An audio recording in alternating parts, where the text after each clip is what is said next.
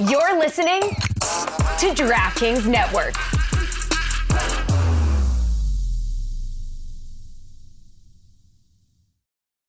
Folks, Smirnoff. I love it. Smirnoff knows there's no I in football. It's a we thing, best enjoyed with good drinks and great company. Home or away, we rally together, cry together, and always rally cry together because there's no I in fandom. Smirnoff, the world's #1 vodka, is perfect for easy, delicious cocktails for fans over 21. As the official vodka partner of the NFL, Smirnoff's award-winning taste has been igniting the collective spirit since 1864. Grab a bottle of Smirnoff at your local retailer and head to Smirnoff.com to find recipes of delicious cocktails perfect for game day. Please drink responsibly. Smirnoff, #21 vodka, distilled from grain, 40% alcohol volume. The Smirnoff Company, New York, New York. Please do not share with anyone under legal drinking age.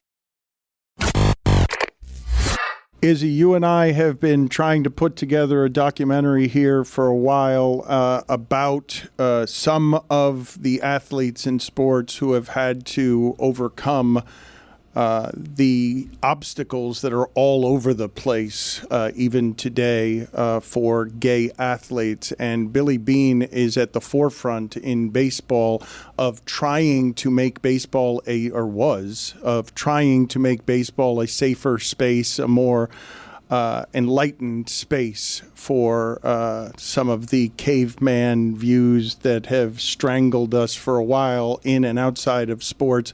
What is it that we're putting together here to honor Billy Beane now that he has passed at 60 years old, as somebody who probably did more work here in baseball than just about anybody? Yeah, Dan, I had a pretty rough day yesterday when I found out that Billy had passed. And one of the things that after my divorce, I just really wanted to just help more people, I guess, with the difficulties of being, LGBTQ in sports and just sort of tell stories and spread messages and whatnot.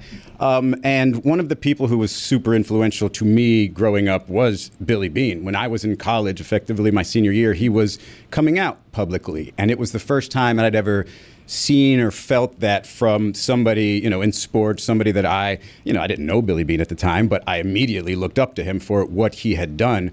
And I would say I'm 47. I kind of have a career regret already. I have my biggest career regret is that this documentary that you helped me begin, hasn't really gotten off the ground yet because I've got hundreds, hours and hours of just great content.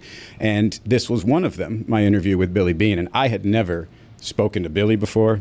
I'd never told him, that he was somebody that I admired so much. And I had about an hour plus conversation with him for part of this documentary.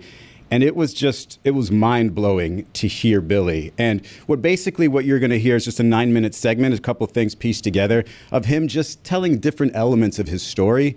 And I think, Dan, the part that just gets me the most is when you hear him, you'll still hear pain and regret and guilt for not allowing others in, for not allowing others to recognize who he is, for not trusting those other people with this bit of information that didn't allow him to be the person that he could fully be. He still felt that. And in a way, it's how he played his career. It's how he was closeted, just held back. He just wanted to keep other people happy. And I just connect with that so much. And there's a couple of things you're going to need to know before we get to this interview. One of them was he was married to a woman. And I had asked him within the context of the conversation, was that a selfish move, in your opinion? Is that something that you were not worried about your wife's feelings so much as you worried about yours? And so the question isn't there. So that's why I'm saying you need to know that. And then there's where this interview starts, which is just at a heartbreaking place. He was obviously closeted when he was playing. He had a partner for some time. Nobody knew about him and his partner. His partner had HIV at the time, effectively a death sentence, I want to say in the early 90s. He was with this partner in a hospital, watched him die. Walked out of the hospital, couldn't call anybody because nobody knew they were together. And that story in itself was just so heartbreaking. And the idea, some of the concepts that he throws out at you during this interview is just like putting yourself in his shoes. It's just a difficult thing to do if you've never been there. And if you have been there, to hear this guy talk about what he went through and, probably until his dying day feeling guilt about not being able to be the person he is, it's a lot to handle. And I was just heartbroken that he passed. And he passed in a way, I didn't know he had leukemia. It was like that. It was over a year. And it was very much the way he lived, just kind of in the background, not really wanting to be in everybody's face. And he will forever just be a hero to me. And I walked out of there at 7 a.m. with a plastic bag full of his clothes. And I got my car, and I had to be at the park at 10 a.m. to go play a 1 o'clock game with the California Angels. How did you grieve?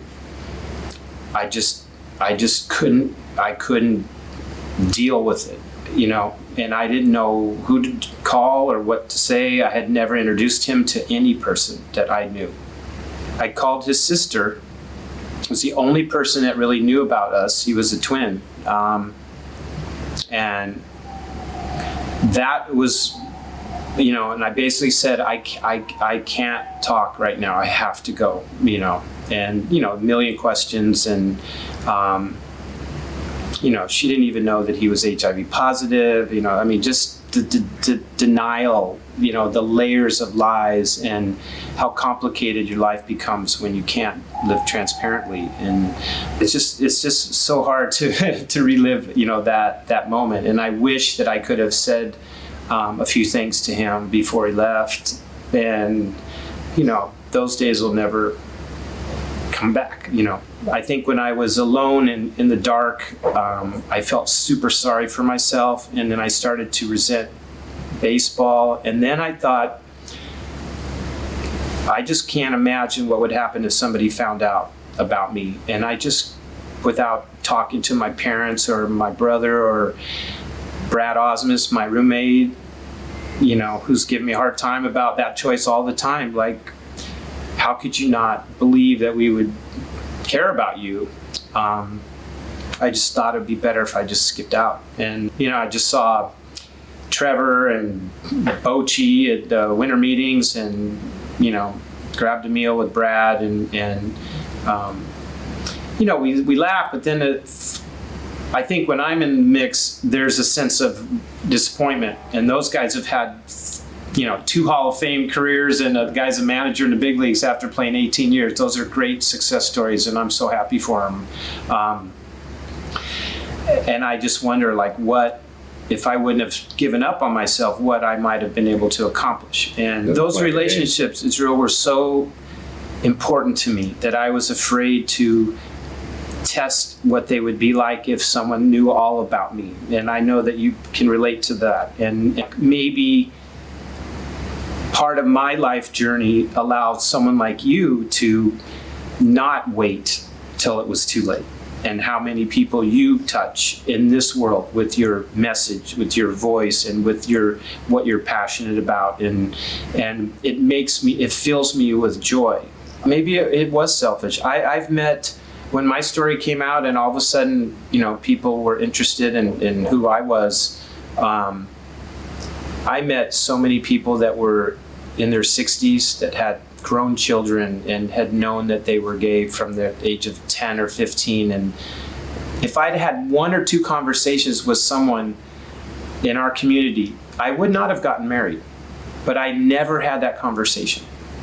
I thought the only value I have is to be like everybody else. People that you loved and meant so much to you growing up were the same as mine. And what their value system, I owned that, and I wanted that for me, and I didn't believe that I deserved the same. So you were actually my influencer, Billy. Like I was leaving high school when you came out, and I was going to college, and I was going away on my own for the first time, and I was going to this scary place where I knew I was going to be at parties, and I knew I was going to be at these places with all these guys, and I was like, man, there's somebody who's done this. And like, you were the first person, and I was like, wow, that's entirely different. And so I just kind of packed it away. And I think as I kept going, your name is always just a source of just light and just an ability. And I didn't even know any of your details, obviously, before that. Sorry about this. And so leads me to my question about role models and the need for visibility, and not saying, hey, pulling these guys out of the closet. It's unbelievable that I have been watching you on television for 10 years and not know what you just said, because I felt invisible and like I let a lot of people down. If I would have had any kind of conversation, going through school or something, even if it just kept me in a place where I was clear about who I am, I would have not hurt so many people by trying to please everybody. There's not enough days in the rest of my life, that are going to allow me to let go of some of those times. And I feel like I've said yes to every single request since I've been here, and I'm not tired yet, because I had a lot of frustration pent up for a long time, and I'm super grateful to be in a position to keep the conversation going. I was comfortable, even though I was so sad. I was comfortable with the way I was viewed by the people from the outside. If there's anything I can tell people, is that once you do shine a light on your life and you just stop lying about things, the quality and the depth of your relationships, your friendships, I was so guarded with my partner when he was alive, and he was way better to me than I was to him. And I wish I could tell him thank you, and my brother, wanted to live with me when I was playing for the Padres and he was in San Diego State, and for 3 years I told him no, like he felt like I didn't love him. And I hate that so much, when people wonder, like, why is it so important, that they just, I wish they could just feel for a day what it's like to deny everything that matters to you, and in hopes that people will like you, and then what's the hard part is you end up really pushing away, like I can tell how much you love your sisters, and that you lost some time with them, and they missed out on some amazing moments, and that you could have enriched their life with your life experience, and now hopefully you've made up for lost time. But that exact feeling of like, I thought I was everything for you, and by our choices, it's saying otherwise. But in reality, they are, and you didn't want to alter the way that they felt about you. And so it sounds a little complicated, but it's a lot complicated. This Billy Beane conversation that you had illuminates for me that at the end of his life, small soothing though it may be, he ended up in a place where he was actually able to live his passions more freely. He got a great deal of identity late in life from the work he was doing for Major League Baseball, in Major League Baseball, to be supportive of inspiration that people needed. I hope so. I hope he got that feeling. I don't think there's necessarily that feeling of fulfillment because, I think he said there, I know he was talking personally. He said, I don't think I'll live enough to make up for some of the things that he regrets.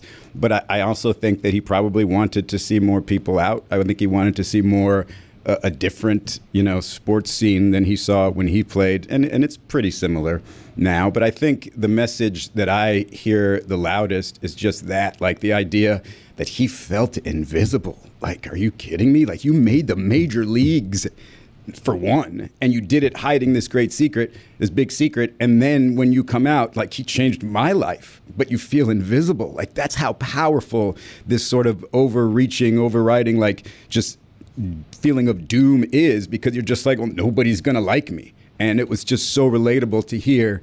And I'm not crying because of that. I'm crying because he passed away, and it's just so sad that he didn't get to do even more, that he was only 60 years old. Yeah, I wasn't aware of your relationship and in that footage, and I'm sorry that you went through that loss. It seems as though, like, even though I don't know how deep your relationship went beyond that bit of content, but it seems as though you guys struck up quite the connection in that moment. So I'm sorry for your loss, Izzy. Yeah, it was like we were only supposed to talk for 20 minutes. I think we ended up talking for like 70 minutes, and we both cried a little bit, as you could see. But I think that idea of the way he said it at the end there, giving up everything you believe in just so other people would like you. Like, that's basically what that's like, especially when you're in an environment like sports where you just think the worst of everybody around you in terms of this, right? Howdy, folks. We're in August now. It's the dog days of summer, but the summer tours are still crescendoing, and really consequential Major League Baseball games are going down. It's a great time to get Major League Baseball tickets. Where do you get them? Well, I've got just the place for you. Game Time. It's an authorized ticket marketplace in Major League Baseball, which makes getting tickets faster and easier. Prices on the Game Time app may actually go down the closer it gets to first pitch. With killer last-minute deals, all-in prices, views from your seat, and their lowest price guarantee, Game Time takes the guesswork out of buying MLB tickets. Those seat views, don't sleep on them. You get a panoramic view of exactly what the ball game might look like from the seat you're looking to buy. Take the guesswork out of buying MLB tickets with Game Time. Download the Game Time app, create an account, and use code Dan for $20 off your first purchase. Terms apply. Again, create an account and redeem code DAN for $20 off. Download Game Time today. Last minute tickets, lowest price, guaranteed.